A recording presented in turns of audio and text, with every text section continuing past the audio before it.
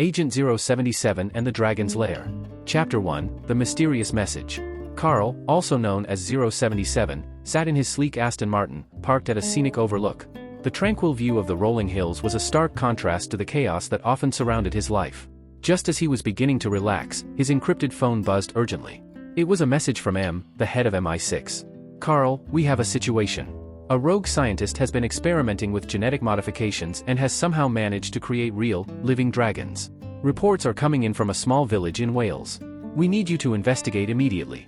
And Carl, we've assigned you a partner for this mission, a young prodigy named Mr. Bund. Carl raised an eyebrow.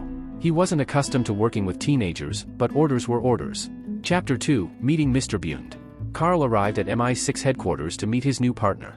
As he entered the briefing room, he saw a young man, probably in his late teens, wearing a tailored suit and adjusting his glasses.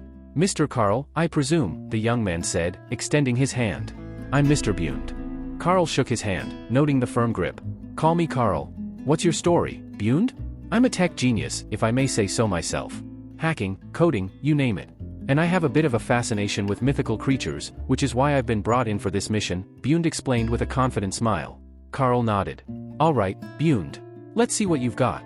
Chapter 3, The Dragon's Lair. Carl and Bund traveled to the small village in Wales, where they met with the terrified villagers. According to them, a nearby abandoned castle had become the lair of these dragons. They described sightings of massive, winged creatures flying overhead at night. The duo decided to explore the castle during the day when the dragons were supposedly asleep.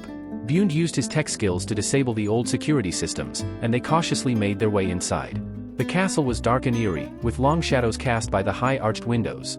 They soon stumbled upon a hidden laboratory filled with strange equipment and vials of glowing liquids.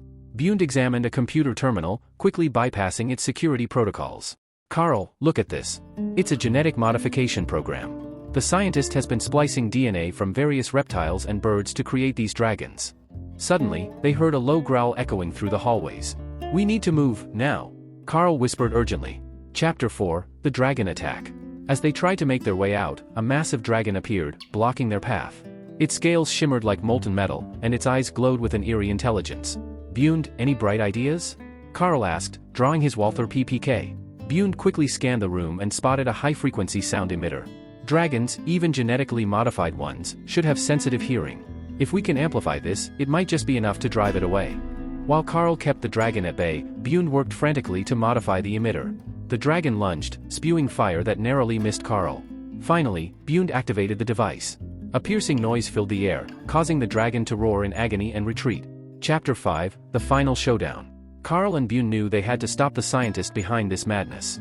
Following the clues from the lab, they discovered a hidden chamber where the rogue scientist was working on his next creation. Stop right there. Carl commanded, aiming his gun at the scientist. The scientist, a wild-eyed man in a lab coat, sneered. You're too late, Carl. My dragons will be unstoppable. Before he could release another dragon, Bund hacked into the control system, overriding the security locks and sealing the chamber.